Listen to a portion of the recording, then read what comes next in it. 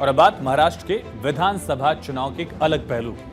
महाराष्ट्र में 20 नवंबर को सभी 288 सीटों पर वोटिंग है, लेकिन उससे पहले सियासी आरोप और प्रत्यारोप लगातार हो रहा है। और जैसे जैसे चुनाव की तारीख नजदीक आती जा रही है, वैसे वैसे ही भाषण में भाषा का स्तर लगातार गिरता जा रहा है।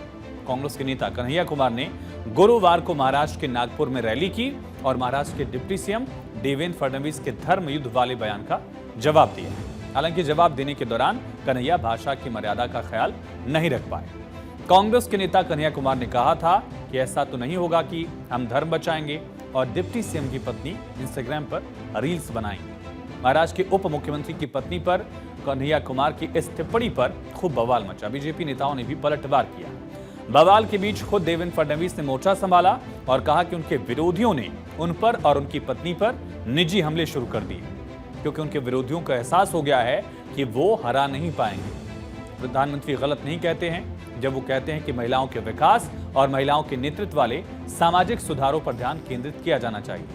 आगे फडणवीस ने कहा कि पिछले 5 साल में जब कांग्रेस नेता कन्हैया कुमार ने मेरे खिलाफ की गई किसी भी जांच में कुछ नहीं पाया, तो उन्होंने मेरे खिलाफ निजी हमले शुरू कर दिए और उनकी ट्रोल आर्मी ने इंस्टाग्राम रील को लेकर मेरे परिवार पर आरोप लगाया। मेरे खिलाफ कुछ नहीं निकाल पाए, सारी मेरे खिलाफ एजेंसियां लगा दी। मेरे बाल से लेकर नखून तक इन्होंने मेरी सारी तफ्तीश कर ली, लेकिन मेरे खिलाफ इनको कुछ नहीं मिला।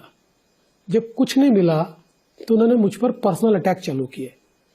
मेरे पत्नी के खिलाफ इनकी ट्रोल आर्मी जिस प्रकार के आरोप करती है, कोई सभ्य व्यक्ति देखे तो शर्मिंदगी महसूस करे। दरअसल कन्हैया कुमार ने फडणवीस का नाम लिए बिना सवाल किया कि सिर्फ जनता पर ही धर्म बचाने की जिम्मेदारी क्यों है, लेकिन इसके बाद जो उन्होंने कहा उसी पर पूरा विवाद है और शायद कन्हैया बिना परिवार का जिक्र किए अपना मुद्दा कह सकते थे। हालांकि बीजेपी से हर मराठी महिला का अपमान बता रही है और इससे पहले भी विपक्षी सांसद अरविंद सावंत ने महायुति की ही उम्मीदवार शाइना एनसी पर विवादित टिप्पणी की थी। उसके बाद भी वो मुद्दा भी अघाड़ी के लिए चुनौती बढ़ाता दिखा था।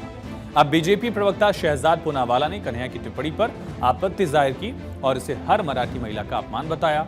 शहजाद पूनावाला ने कहा कि आतंकवादी अफजल गुरु के समर्थक हैं।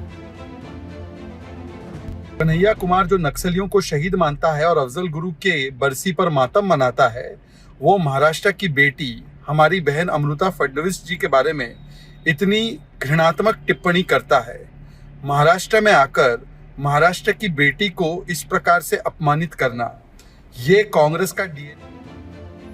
और कन्हैया की टिप्पणी तब आई जब फडणवीस ने 2024 लोकसभा चुनाव में महायुति के निराशाजनक प्रदर्शन के लिए वोट जिहाद को जिम्मेदार ठहराया था और कहा था कि वोट जिहाद की वजह से ही अघाड़ी को कम से कम 14 सीटों पर सफलता इसलिए मिली क्योंकि मुस्लिम वोट एकजुट हो गया। फडणवीस ने 9 नवंबर को औरंगाबाद में कहा था कि राज्य में अब वोट जिहाद शुरू हो गया है और अगर वो वोट जिहाद कर रहे हैं तो हमें धर्म युद्ध के लिए तैयार रहना चाहिए। इसी का जवाब कन्हैया दे रहे थे और इसी पर आगे पूरा विवाद शुरू हुआ।